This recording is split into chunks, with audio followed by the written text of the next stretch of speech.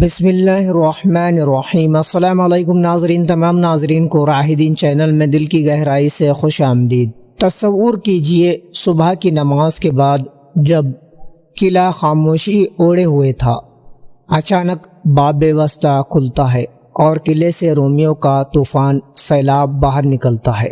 کیا اسلامی لشکر رومیوں کی یک بہ یک حملے کو جھیل پائیں گا؟ کیا حضرت ابو عبیدہ کی دعائیں اور مجاہدوں کا صبر اس جنگ کو فتح میں بدل دیں گا؟ آج ہم آپ کو لے کر چلیں گے جنگ بالبک کے چوتھے دن کی طرف، اس دل دہلا دینے والی گھڑی میں جہاں ایمان اور کافریت آمنے سامنے تھی۔ اور ہاں، اگر آپ چاہتے ہیں اسلامی تاریخ کی ایسی ہی جنگی کہانیاں جاننا تو چینل کو سبسکرائب کریں، بیل آئیکن دبائیں تاکہ جنگ کا ہر لمحہ آپ تک پہنچے سب سے پہلے۔ اب بڑھتے ہیں اس ایتہاسک گھڑی کی طرف جہاں ہوا تلواروں کی گونج سے کانپ اٹھی تھی۔ جنگ بالبک کا چوتھا دن صبح قلعے کا بڑا دروازہ باب وسطی کھلا۔ اس دروازے کے سامنے حضرت ابو عبیدہ نے پڑاؤ کیا تھا۔ دروازہ کھلتے ہی رومی سپاہی طوفان کی سیلاب کی طرح قلعے کے باہر امڑ پڑے اور اپنوں کے ساتھ حضرت ابو عبیدہ کے لشکر پر حملہ کر دیا۔ حاکم ہربیس نے قلعے کی اندر ہی لشکر کی تربیت اور صف بندی کر لی تھی اور بعد میں لشکر کو باہر نکالا تھا۔ پوری تیاری کے ساتھ لشکر قلعے کے باہر آیا تھا۔ حاکم ہربیس اپنے لشکر کو لڑنے کی ترغیب دے رہا تھا، اپنی کثرت اور اسلحہ کی فراوانی کا ذکر کر کے حملہ کرنے پر اکساتا تھا اور پکار کر کہتا تھا کہ اے گروہ نصرانی، مسیح اور صلیب سے مدد طلب کرو۔ ان ننگے اور بھوکے عربوں سے مطلق خوف نہ کھاؤ، ان عربوں میں ہمارا مقابلہ کرنے کی طاقت و استطاعت نہیں ہے۔ حاکم ہربیس کے ورغلانے سے رومی سپاہی آندھی کی طرح حضرت ابو عبیدہ کے لشکر پر آ پڑے۔ حالانکہ حضرت ابو عبیدہ اپنے لشکر کے ساتھ چوکنا اور ہوشیار تھے، لیکن رومیوں کی کثرت اور حملہ کی شدت کی وجہ سے پریشان تھے۔ رومیوں نے ان کو ہر سمت سے گھیر لیا تھا۔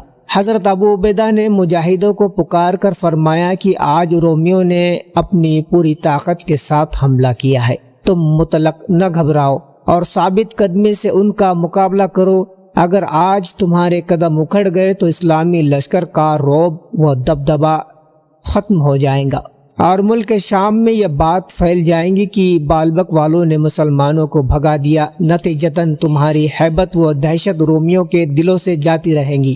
اے حاملان قرآن، خدا تمہارے کاموں کو دیکھ رہا ہے اور خدا کی مدد و نصرت ضرور نازل ہوں گی۔ صبر و استقلال سے کام لو، صبر کرنے والوں کے ساتھ اللہ ہے۔ اپنی جانیں راہ خدا میں خرچ کرو، اللہ کی راہ میں شہید ہونے کو اپنی خواہش و تمنا بناؤ۔ انشاءاللہ فتح کامیابی سے اللہ تعالی ہمیں سرفراز فرمائے گا۔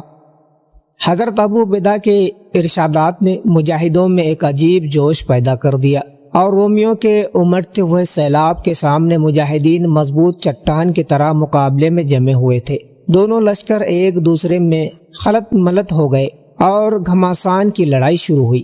نیزے اور تلواریں بلند ہو کر چمکنے لگی اور خون ریزی شباب پر آئی۔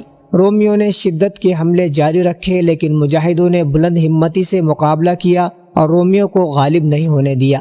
حالانکہ مجاہدین اس وقت سخت تنگی اور مصیبت میں تھے۔ اس وقت حضرت ابو عبیدہ نے دل میں کہا کہ کاش باب جبلی اور باب شام پر سعید بن زید اور حضرت جرار بن اجور کو ہماری مصیبت کی خبر پہنچ جائے اور وہ یہاں تک آ جائے تو ہماری مصیبت دور ہو جائے۔ لیکن ان تک خبر پہنچنا کیسے ممکن ہو؟ حضرت سہیل بن صاحب عیسیٰ روایت کرتے ہیں کہ میں بالبک کی جنگ کے دن حضرت ابو عبیدہ کے لشکر میں تھا اور مجھے دائیں بازو پر سخت زخم پہنچا اور ہاتھ بیکار ہو گیا۔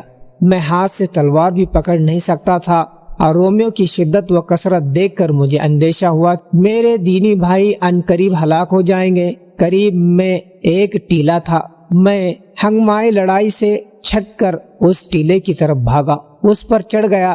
ٹیلے پر چڑھ کر میں نے دیکھا کہ رومیوں کے درمیان مجاہدین ہر طرف سے گر گئے ہیں۔ نیزے اور تلواروں کی زبیں کھود اور ڈالوں پر پڑتی تھی اور آگ کی چنگاریاں اڑتی ہوئی صاف دکھائی دیتی تھی۔ آگ کی چنگاریاں دیکھ کر میرے ذہن میں خیال آیا، میں نے قریب بکھری ہوئی درخت کی سوکھی جڑیں اور شاخیں جمع کی اور سنگے چکماک سے آگ روشن کی اور روشن ہوتے ہی اس پر ہری اور گیلی لکڑیاں رکھ دی، لہذا بڑی کثرت سے دھواں نکلا، پھر دھواں بلند ہوا۔ اسلامی لشکر میں ایک دستور رائج تھا کہ جب وہ ایک جگہ اکٹھا ہونا چاہتے اور اپنے ساتھیوں کو اپنے پاس بلانے کا ارادہ کرتے تو دن کے وقت دھواں بلند کرتے اور رات کے وقت آگ بلند کرتے۔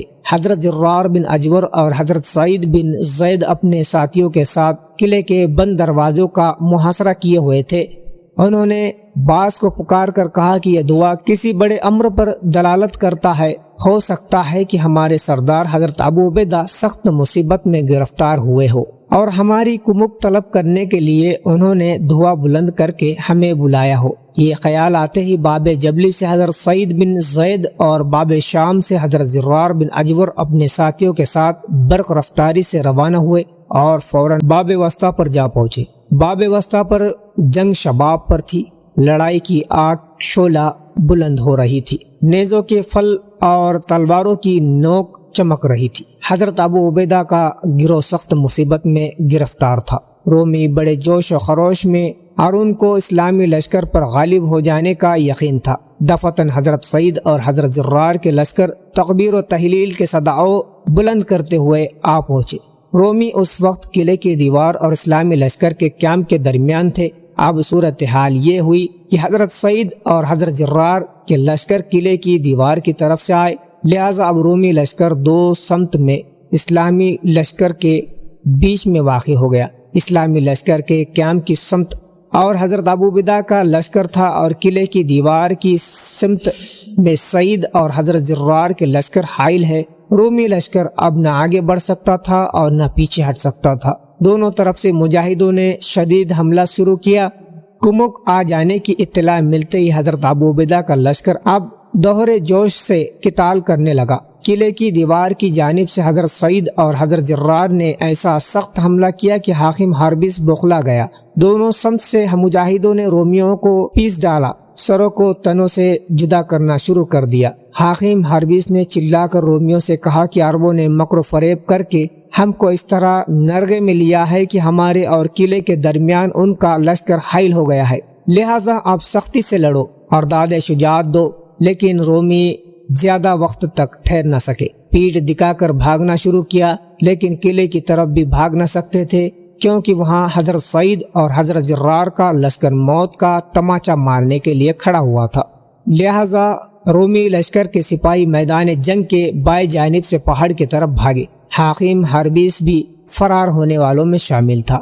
حالانکہ مجاہدوں نے حاکم ہاربیس کو ڈھونڈ کر ختم کر دینے کی بہت کوشش کی، لیکن وہ اپنے محافظوں کے درمیان محصور ہونے کی وجہ سے ہاتھ نہ آیا اور پہاڑ کی طرف بھاگ نکلنے میں کامیاب ہو گیا۔ حاکم ہاربیس مغرور رومیوں کو لے کر پہاڑ پر چڑھ گیا اور پہاڑ پر واقع ایک مضبوط غار کے حصار میں پناہ گزین ہو گیا، اور آخر کار وہ دھواں جو ایک بے بس سپاہی نے اٹھایا تھا وہ بن گیا مدد کی صدا۔ سعید بن زید اور زرار بن اجور جیسے شیروں کی آمد نے جنگ کا رخ بدل ڈالا۔ رومی جو جیت کا خواب دیکھ رہے تھے وہ ہار کی دھول میں مل گئے۔ لیکن سنیے، اگر وہ دھواں نہ اٹھتا، اگر وہ سپاہی ہار مان لیتا تو کیا آج ہم یہ جنگ جیتتے؟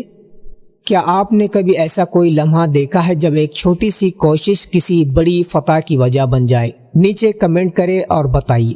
اور ہاں، اگر آپ نے اب تک چینل کو سبسکرائب نہیں کیا تو اسلامی تاریخ اس روح پرور سچائی سے وابستہ رہنے کے لیے ابھی سبسکرائب کرے، بیل آئیکن دبائے اور اس ویڈیو کو شیئر کرے ہر اس شخص تک جو حق کی بات سننا چاہتا ہے۔ تو ناظرین، ملتے ہیں ایک نئے ویڈیو کے ساتھ، مجھے دیجیے اجازت۔ السلام علیکم، اللہ حافظ۔